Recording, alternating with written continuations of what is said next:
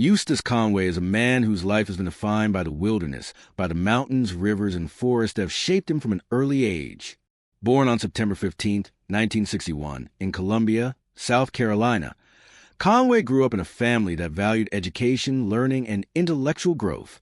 However, even as a young boy, he felt a deep connection to the natural world, a pull stronger than any classroom or book could provide.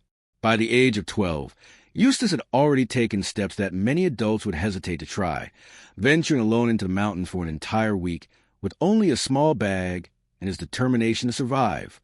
He learned to read the land, observe the weather, and understand the rhythms of nature long before most people could. His connection to the outdoors was not merely recreational, but spiritual and practical.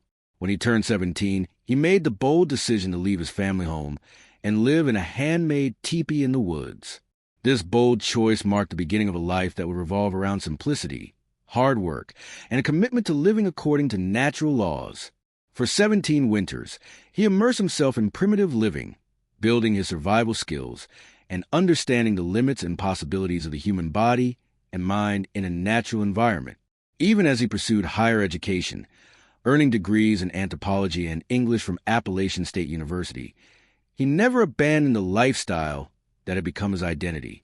His studies only deepened his understanding of people, cultures, and communication, allowing him to bridge the gap between the primitive life he loved and the modern society that most people inhabit.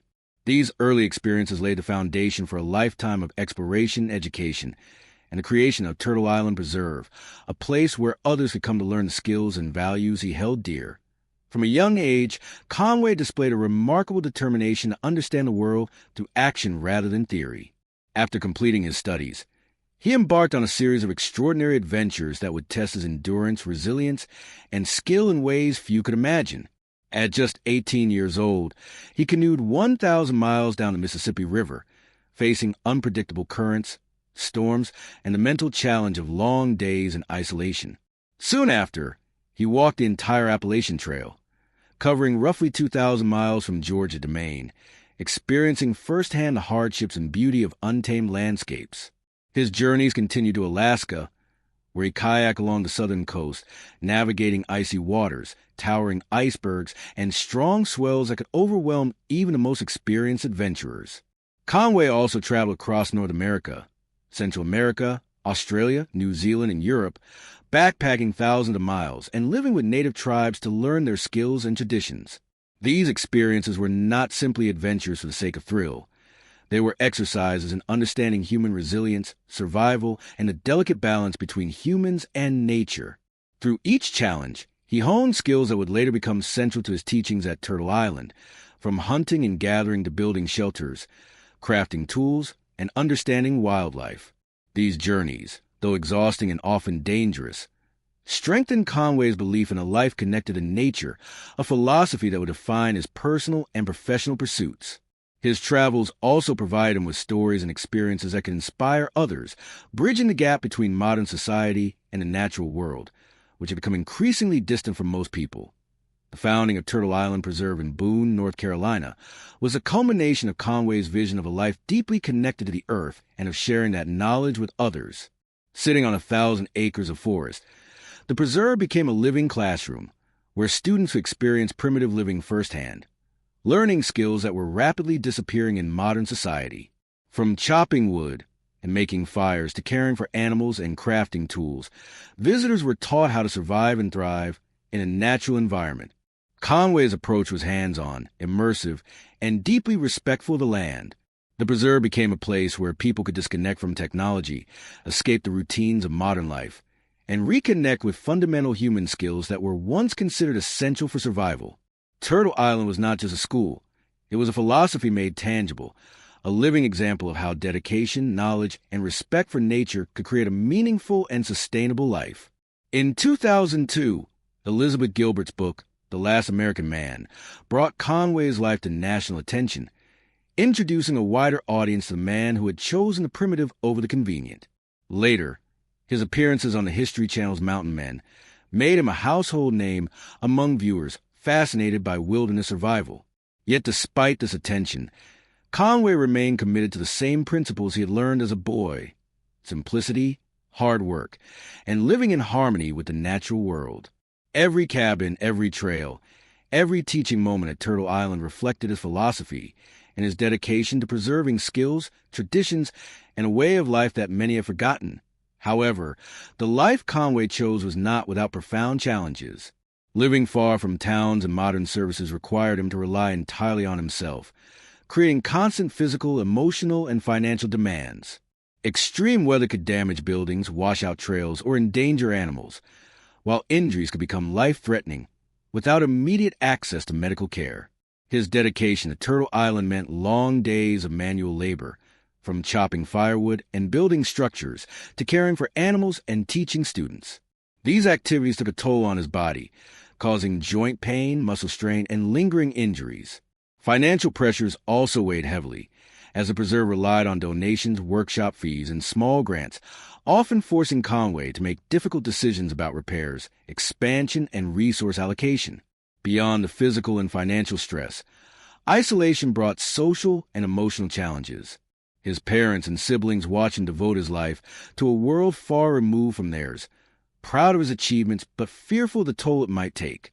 Holidays and family gatherings were often missed, and relationships were strained due to the constant demands of primitive living.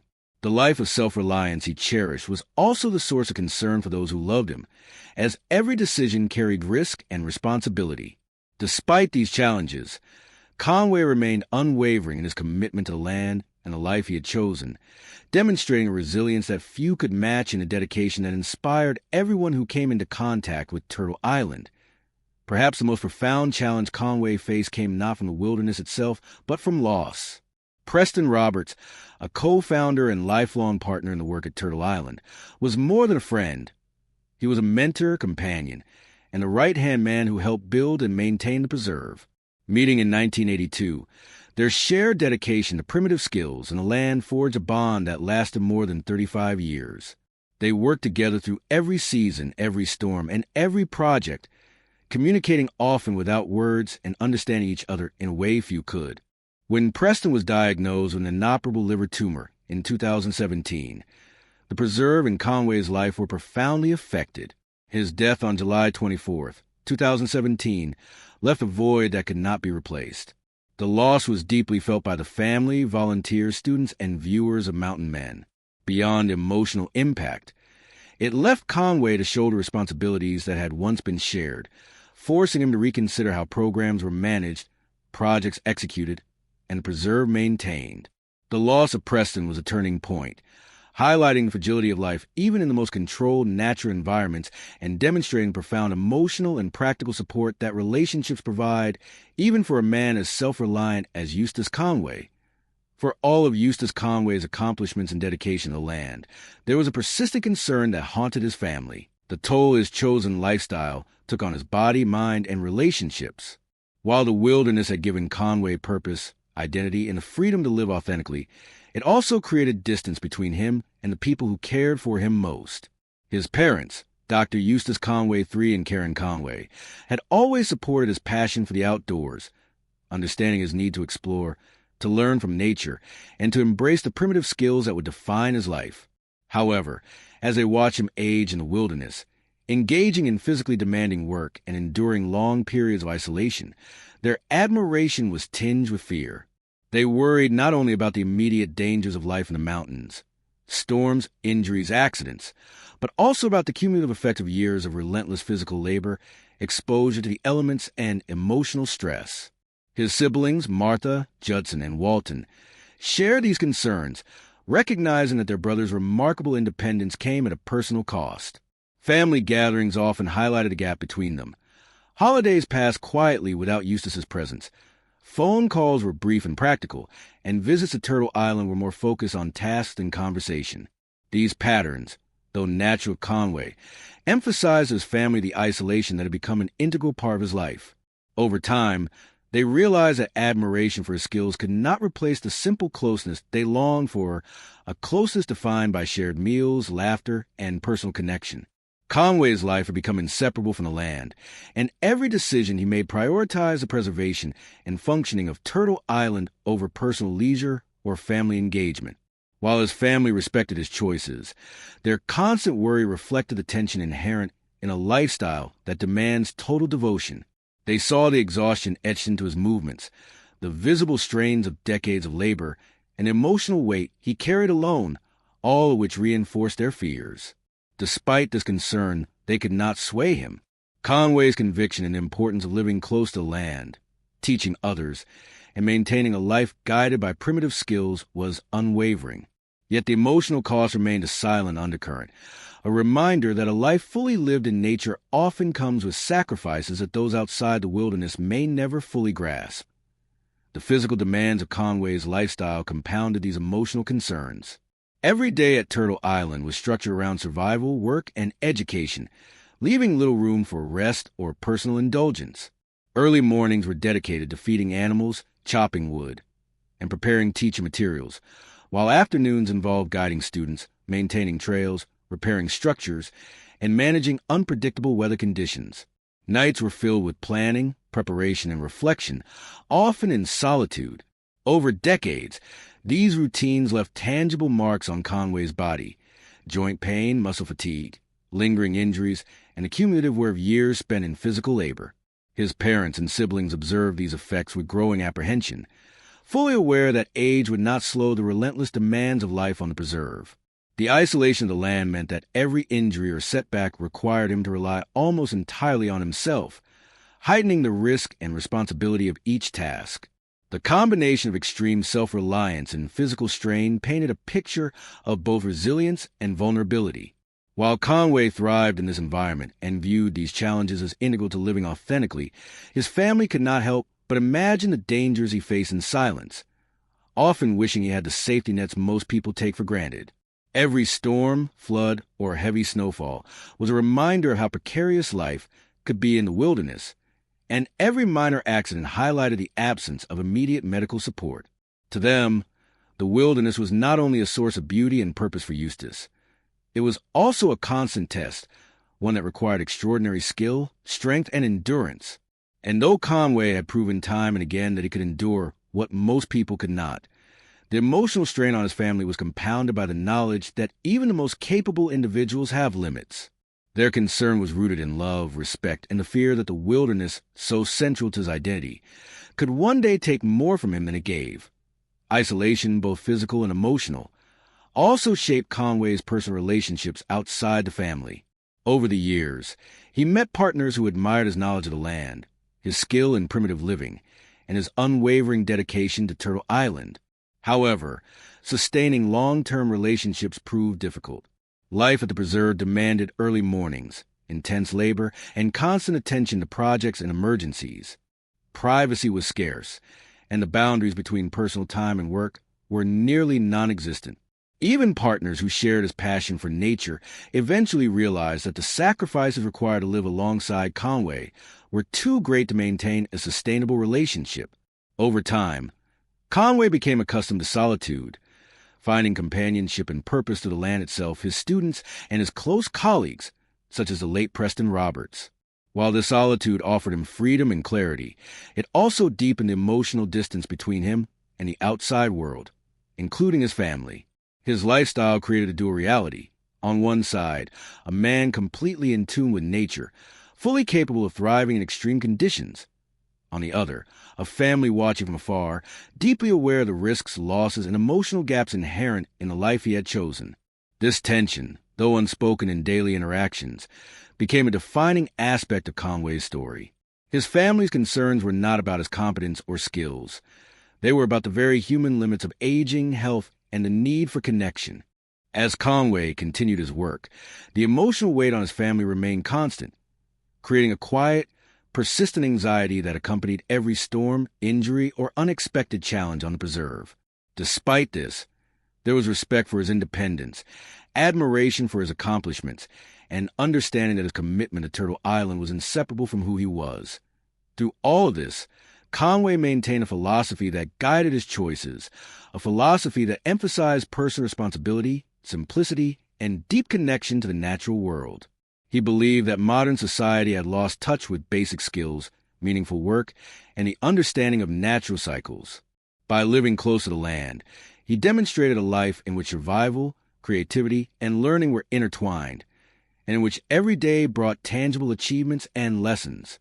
Yet, this philosophy, while inspiring to many, also reinforced the distance between him and those who lived in conventional society, including his own family. His worldview was one of practicality, resilience, and adaptation, values that required sacrifices his parents and siblings often feared were too great. Nevertheless, the family recognized that Eustace's convictions were genuine, and they understood that the pull of the wilderness was not a passing phase, but a lifelong commitment. While their concern persisted, it was tempered by respect for his autonomy, admiration for his knowledge, and acknowledgement of the positive impact he had on the students, volunteers, and wider community connected to Turtle Island. The tension between love, worry, and respect became a defining thread in their relationship with him, a thread that illustrated the complexities of supporting someone whose life choices diverged so dramatically from societal norms. A.S. Eustace Conway's reputation grew through media appearances, documentaries, and the History Channel's Mountain Men. His unconventional lifestyle began attracting not just admiration, but also public scrutiny. For years, Conway had lived outside the mainstream, building Turtle Island by hand, teaching primitive skills, and embracing a life that prioritized survival, self-reliance, and deep connection to nature. However, as his work gained recognition, the spotlight brought new challenges. Reality television, while celebrating his abilities and the unique world he inhabited, also drew criticism for how it presented his life. Some viewers and neighbors questioned the accuracy of certain portrayals, arguing that the show occasionally exaggerated danger or tension to create drama. This criticism was not about Conway's skills, knowledge, or character. He remained widely respected, but rather about the way modern media framed the story of someone living in a pre-industrial lifestyle. To some, the dramatization of routine tasks made his life seem more perilous or sensationalized than it actually was, casting doubt on the line between entertainment and reality. These criticisms, though minor compared to praise he received, were compounded by broader questions about how Turtle Island was managed. The preserve depended on donations, workshops, and volunteers, and in a few cases, former visitors raised concerns about organization, safety, and long-term sustainability. Large groups visiting the preserve for workshops occasionally highlighted logistical issues, including unclear planning, uneven workloads, or maintenance challenges. While many students and volunteers praised the educational experience, these concerns fueled debates over the legitimacy and structure of the programs. Conway, who had spent decades perfecting the balance between teaching, maintaining, and innovating on the preserve, remained committed to his approach. However, the scrutiny underscored a tension inherent in his work. The more successful and visible Turtle Island became, the more pressure arose from outside observers questioning its methods, safety, and organization. For Conway, these challenges were not simply administrative. They were deeply personal. Turtle Island was the embodiment of his life's work, and every question about its management felt like a question about his choices, values, and vision.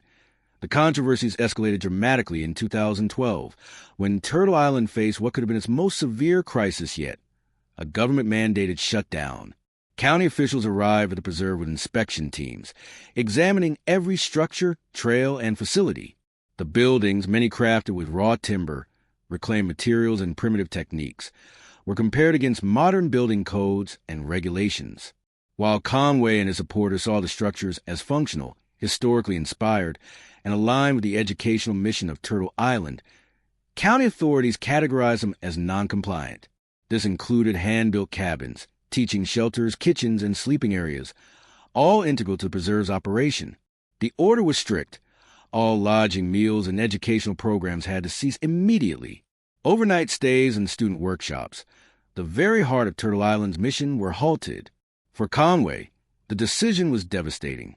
Turtle Island was more than preserve. It was a living classroom, a laboratory for hands-on learning, and a demonstration of an alternative way of life. The county's demand for modern permits, engineered plans, plumbing systems, and safety upgrades struck at the core of his philosophy. To Conway, the inspection represented an attempt to force the preserve into the mold of conventional society, erasing its historical and cultural authenticity.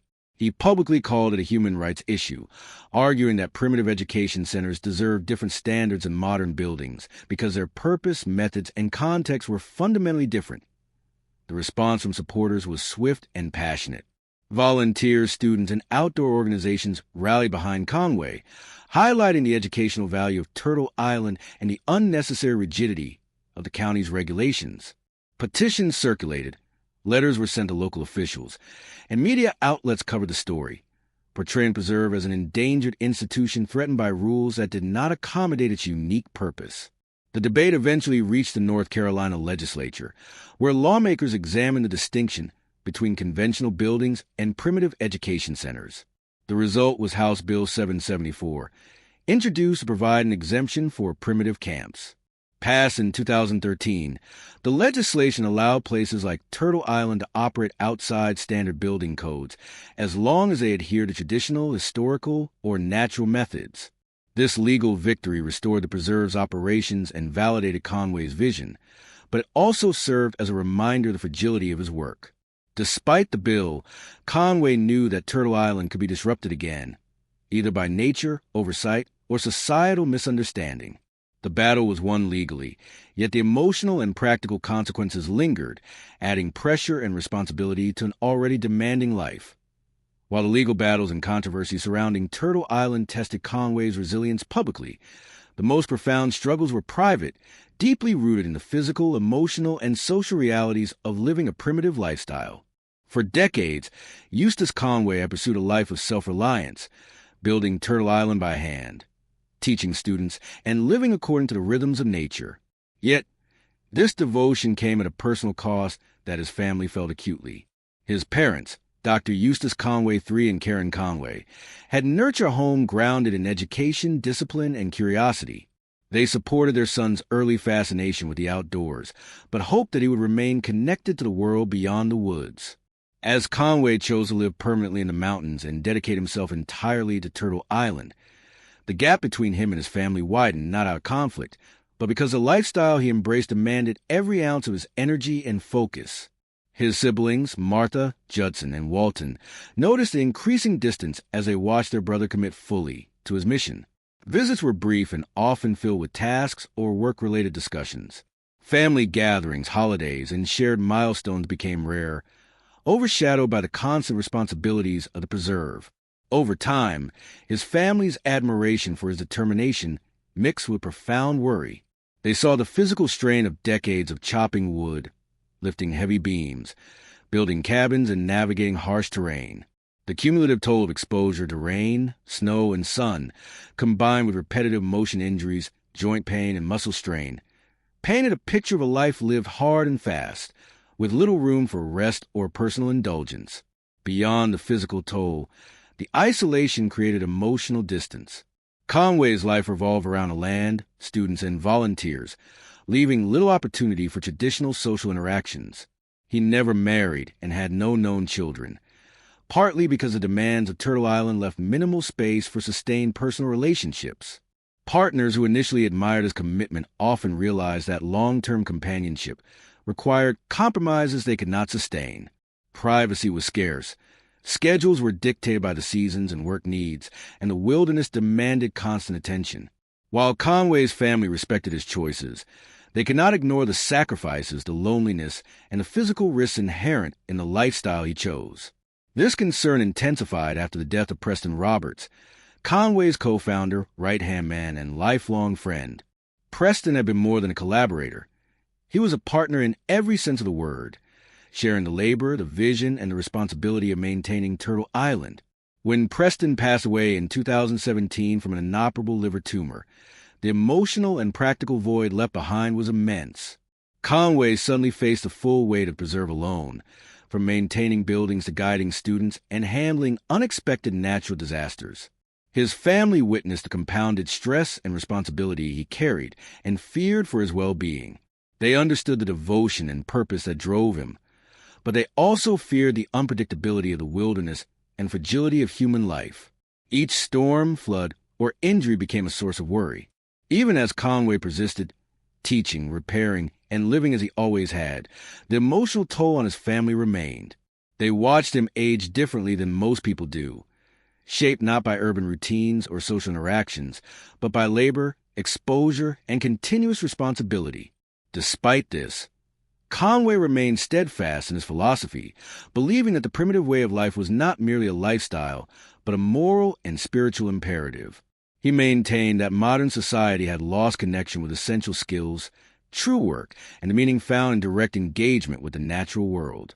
While his family might not fully share this worldview, they recognized the depth of his commitment and the way it defined his identity. They balanced admiration with worry, pride with fear, understanding that Conway's choices reflected a dedication few could match, and a life lived on a scale that intertwined purpose, passion, and risk. The emotional complexity of this dynamic, love, respect, concern, and occasional helplessness, shaped their relationship with him and underscored the reality that the wilderness, while liberating, could also be unforgiving. Conway's story is therefore not just one of outdoor survival or skill mastery. It is a story of human resilience, family devotion, and the sacrifices made when one chooses a life far from conventional paths. Through every hardship, storms, financial strain, physical labor, personal loss, and public scrutiny, he continued to forge a path that reflected his values, even as it tested the patient's hearts and hopes of those closest to him. Eustace Conway's life is more than a series of adventurous exploits or survival feats. It is a philosophy, a deliberate choice to live deliberately, and a blueprint for connecting humanity with the natural world.